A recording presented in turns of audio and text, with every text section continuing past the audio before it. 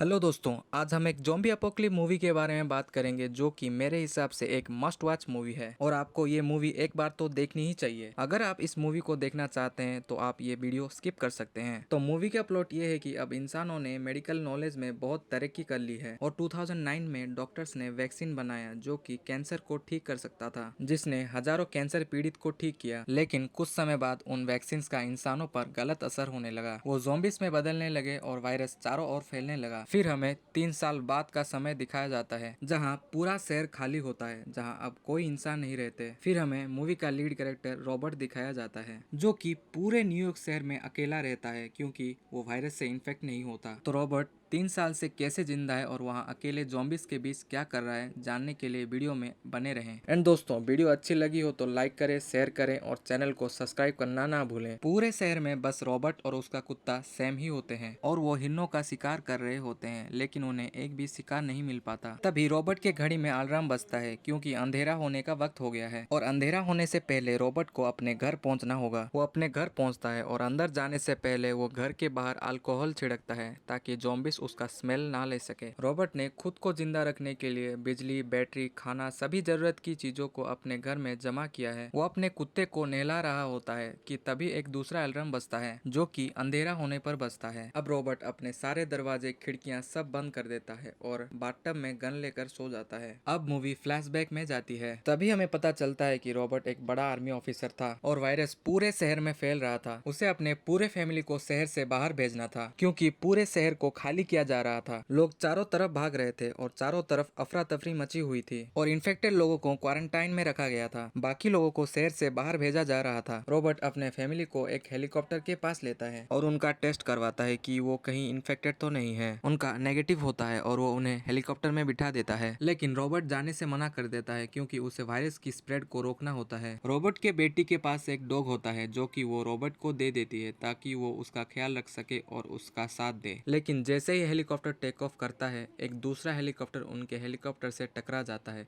जिसमें रॉबर्ट का पूरा परिवार मारा जाता है। अब रॉबर्ट उठता है, अपने डेली काम जैसे कि एक्सरसाइज, रनिंग करता है और अपने बेसमेंट में जाता है जहां उसने एक लैब भी बनाया था जहां वो 3 सालों से अपने खून से एंटीडोट बनाने की कोशिश कर रहा था। वहां कुछ इन्फेक्टेड चूहे भी थे जिन पर वो अपने बनाए एंटीडोट की टेस्ट करता था, पर उनका चूहों पर कोई असर नहीं होता। पर एक चूहा था जिसका शरीर बाकी चूहों से अलग था। अब उसे टेस्ट के लिए एक इन्फेक्टेड इंसान की जरूरत थी। वो एक स्टोर में जाता है और कुछ डीवीडीज लेता है और वो वहाँ रखी पुतलों से बातें करता है क्योंकि उसने 3 सालों से किसी से भी बात नहीं किया था। पर वहाँ रखी एक लड़की के पुतले से कभी बात नहीं कर पाता। वो अपने डॉग से प्रॉमिस करता है कि वो कल उससे बात करेगा। वो हमेशा एक रेडियो फ्रीक्वेंसी पर मैसेज देता है कि अगर कोई जिंदा है तो वो उन्हें रहने के लिए घर, खाना और सुरक्षा प्रदान करेगा। और वो हमेशा दोपहर के वक्त एक जगह पर इंतजार करता है कि कोई आए उसके मैसेज को सुनकर। फिर वो गोल्फ भी खेलता है। तभी उसे फिर से एक हिरन दिखता है। वो उसका पीछा करने लगता है, लेकिन वो एक अंधेरे कमरे में घुस जाता है और उसके पीछे उसका कुत्ता भी उस कमरे में घुस जाता है। अब रॉबर्ट को अपने कुत्ते की जान बचाने के लिए अंदर जाना पड़ता है। जैसे ही वो अंदर जाता है उसे हिरन का कटा सर मिलता है और सैम एक टेबल के नीचे छुपा होता है। तभी एक ज़ॉम्बी रॉबर्ट पर हमला करता है पर वो उसे मार देता है, लेकिन गोली की आवाज सुनकर बाकी ज़ॉम्बीज उसका पीछा करने लगते हैं। वो भागते भागते एक खिड़की तोड़कर नीचे गिरता है। उनमें से एक ज़ॉम्बी भी नीचे गिर जाता है, लेकिन सूरज के कारण उसका शरीर जलने लगता है और वो मर जाता है। तभी हमें पता चलता है कि ज़ॉम्बीज दिन के वक्त बाहर नहीं निकल सकते क्योंकि उनका शरीर